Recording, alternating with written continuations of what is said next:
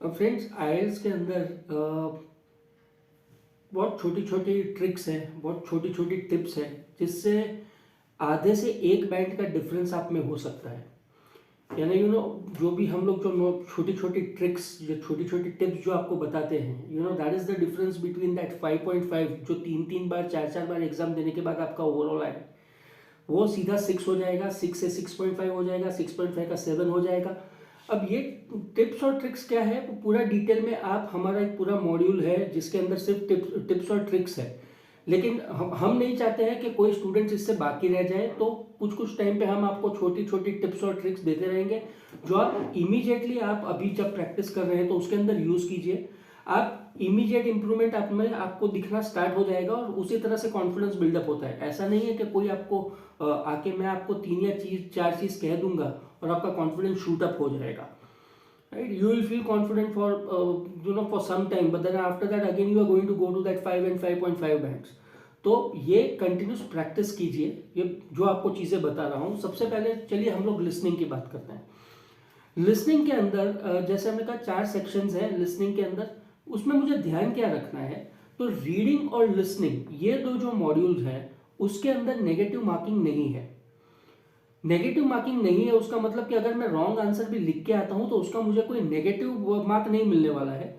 तो पहली चीज, रीडिंग और लिसनिंग के अंदर मुझे कोई भी आंसर छोड़ के नहीं आना है, मुझे 40 के 40 अटेम्प्ट करके आंसर शीट में एक बार आंसर लिख देना है। राइट, वो टाइम पे हम लोग वो हरिश्चंद्र बनते हैं कि अरे मैंने सुना ही नहीं है तो मैं लिखूंगा नहीं। सी फ्रेंड्स, हो सकता है कि वो एक क्वेश्चन आधे बैंड का हो और आपने जो ब्लफ किया हुआ है वो आंसर राइट भी हो गया, that is the difference between 6.5 and 7 bands. तो आपके ड्रीम के बीच में वो एक क्वेश्चन जो आप छोड़ के आए थे वो ही रह जाएगा।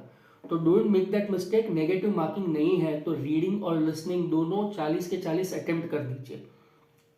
दूसरी चीज लिसनिंग के अंदर जो आपको याद रखनी है, मैंने बहुत सारे स्टूडेंट्स को देखा हुआ है, when there is a word which is said, कई बार ऐसा होता है कि वो हमने लाइफ में पहली बार सुना हुआ है। जैसे आईएलटीएस कैम्ब्रिज 3 के अंदर देयर इज थर्ड लिसनिंग के अंदर there is a word called lentil soup. अब लेंटल मैंने सुना, अब मैं वो टाइम पे कर रहा हूँ LENTLIL, तब तक दूसरा आंसर चला जाएगा।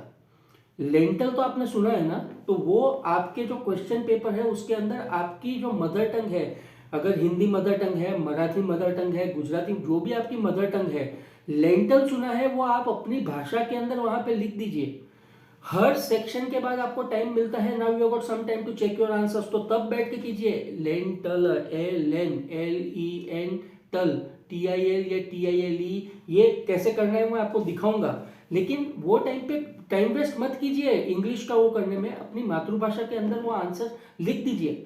एंड में भी आपके पास 10 मिनट है, टेप खत्म होने के बाद भी you get 10 more minutes to transfer your answer from the question to the answer sheet. वो टाइम पे भी आप बैठ के वो चीज कर सकते हैं। तो वो टाइम पे आपकी मदर टंग के अंदर वो आप एक बार वो चीज लिख दीजिए, एंड में आपको इतना प्रॉब्लम नहीं होगा अगर वो करोगे। अगर वही टाइम पे आप करना स्टार्ट करोगे तो हो सकता है नेक्स्ट क्वेश्चन भी आपका चला जाए। तीसरी एक चीज याद रखिए लिस्टिंग के अंदर के 2 वर्ड्स मैं आपको बोल रहा हूं, बट और हावेवर। बट और हावेवर बोलेंगे उसके बाद 99% आपका आंसर जो क्वेश्चन है उसका आंसर आएगा ही। एग्जाम्पल मैं आपको एक दे देता हूं ताकि आपको आइडिया आ जाए मैं आपको क्या बता रहा हूं। क्वेश्चन आपको यह पूछा गया है, what time does the class open. What time does the class open. Tape जब मैं सुनूंगा तो टेप के अंदर ये बोलेंगे, well the first class is at 9 o'clock। यानी हमने सीधा 9 o'clock लिख दिया है, ये तो बहुत इजीली मुझे आंसर मिल गया। अब पूरा टेप क्या होगा, well the first class starts at 9 o'clock, however the class is open 1 hour before that. इसका मतलब 9 बजे पहला क्लास है, लेकिन उसके 1 घंटे पहले से क्लास खुल जाता है। अब हमारा क्वेश्चन ये, what time does the class open, right. So the answer is 8 o'clock। फिर हम लोग कहे, अरे जब स्कोर आएगा तब आप क्या, अरे मैंने तो सब आंसर करके आए थे, सब मुझे आंसर पता चले थे, फिर भी क्यों रॉन्ग आए। क्यों रॉन्ग इसलिए आए क्योंकि आपको किसी ने समझा ही नहीं है कि बट और हावेवर के बाद जो आएगा वो आपका आंसर होगा, राइट। सो मेक श्योर कि आप ये चीज फॉलो करो। चौथी चीज लिसनिंग में जो आपको याद रखनी है, मल्टीपल चॉइस जब आपको आते हैं, बहुत सारे स्टूडेंट्स ये मिस्टेक करते हैं कि कीवर्ड पकड़ लेते हैं तो 4 में से 3 के अंदर वही कीवर्ड आएंगे। तो आपको कोई कीवर्ड समझा देता है कि कीवर्ड पकड़ो, लेकिन कैसे कीवर्ड पकड़ना है वो कोई नहीं सिखाता है। हम जब इंडिविजुअल मॉड्यूल्स आपको जो है हमारे मॉड्यूल्स, उसके अंदर ये एक एक क्वेश्चन टाइप दिखाया गया है कि किस तरह से आपको आंसर करना है। अभी के लिए आप समझ लीजिए कि अभी आप जो भी टेप कर रहे हैं उसके अंदर जब आपको मल्टीपल चॉइस आता है तो आप एलिमिनेट करना स्टार्ट कीजिए कि ये नहीं है, ये नहीं बोले, ये नहीं है, तो जो बाकी रहेगा वो आंसर रहेगा। 3 आंसर्स बोलेंगे कि ऐसा नहीं है, वो स्पेसिफिकली वो लोग लिसनिंग में बोलेंगे, उसके ऊपर मुझे ध्यान देना है कि ऐसा जो ये सेंटेंस है वो ऐसा नहीं है ऐसा बोल रहे हैं, ऐसा नहीं है ऐसा बोल रहे हैं, तो जो एंड में बाकी रहेगा वो आपका आंसर रहेगा, राइट। तो ये as far as listening is concern, ये छोटी छोटी चीजें हैं, वो आज अभी से अगर आप प्रैक्टिस कर रहे हैं तो अभी से प्रैक्टिस कीजिए, मार्क्स बढ़ना स्टार्ट हो जाएगा। कमिंग टू रीडिंग, रीडिंग के अंदर बहुत अलग अलग क्वेश्चन टाइप्स है, लेकिन जो लोगों को नॉर्मली समझ में नहीं आता है वो है ट्रू फॉल्स नॉट गिवन का, जो है कि बहुत सारे लोग मुझे ये पूछते हैं कि यार यहाँ पे तो हमको लगा सर कि आंसर ट्रू है लेकिन आंसर नॉट गिवन हुआ। अब पहले एक मिथ पहले ही क्लियर कर लीजिए, अगर आपका कंफ्यूजन ट्रू और नॉट गिवन के बीच में हो रहा है तो आप राइट कुछ पढ़ रहे हो, लेकिन अगर आपका कंफ्यूजन नॉट गिवन और फॉल्स में हो रहा है दैट मीन्स आप पढ़ ही कुछ गलत रहे हो। नॉट गिवन और फॉल्स के बीच में कभी कंफ्यूजन नहीं हो सकता है।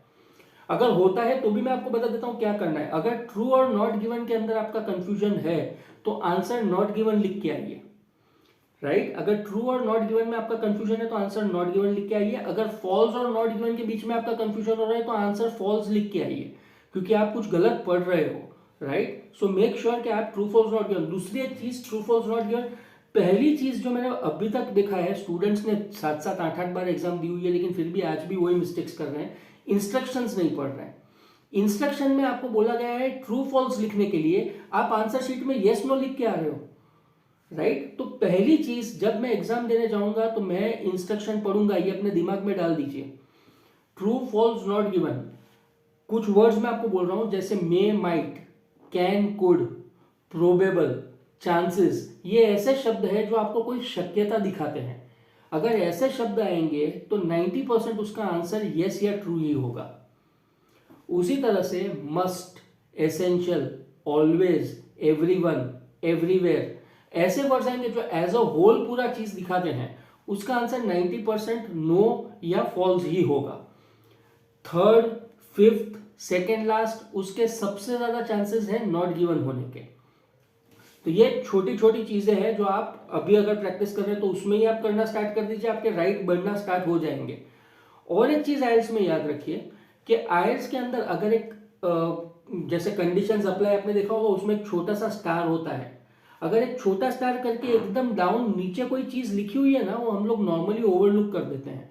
जब भी बोल्ड के अंदर, इटैलिक्स के अंदर या ऐसा स्टार करके कोई छोटी सी चीज नीचे दी गई होगी, हमेशा उसके अंदर आंसर होगा, राइट। सो रिमेंबर दिस कि वो चीज हम लोग नॉर्मली ओवरलुक ही कर देते हैं, वो ओवरलुक नहीं करना है।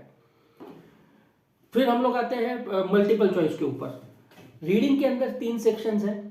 3 सेक्शन के अंदर अगर फर्स्ट सेक्शन के अंदर मल्टीपल चॉइस आता है तो मल्टीपल चॉइस का आंसर स्ट्रेट आपको मिल जाएगा। अगर ए बी सी डी है तो सी आंसर है, वो आपको स्ट्रेट कहीं ना कहीं लिखा हुआ मिल जाएगा।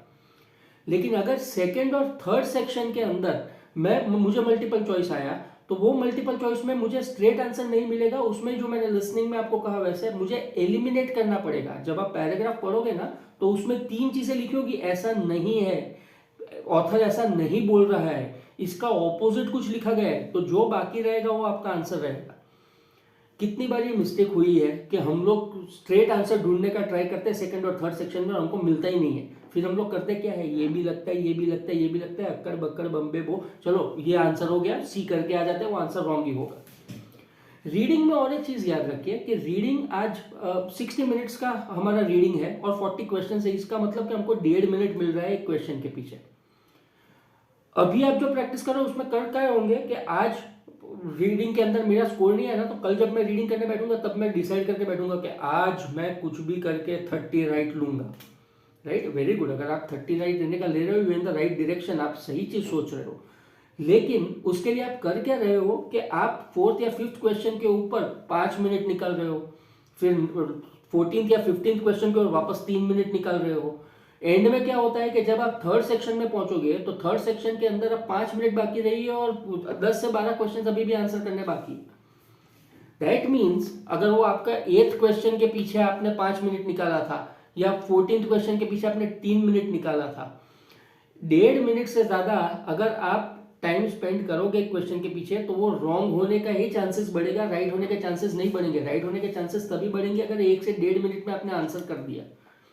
मेरा कहने का मतलब ये है कि आपने 2 क्वेश्चन के पीछे 8 मिनट निकाल दिए और वो 8 मिनट आपको कम पड़ रहे हैं वहां पे 8 क्वेश्चंस के लिए, यानी 2 मार्क लेने के लिए आप 8 मार्क छोड़ के आ रहे हो।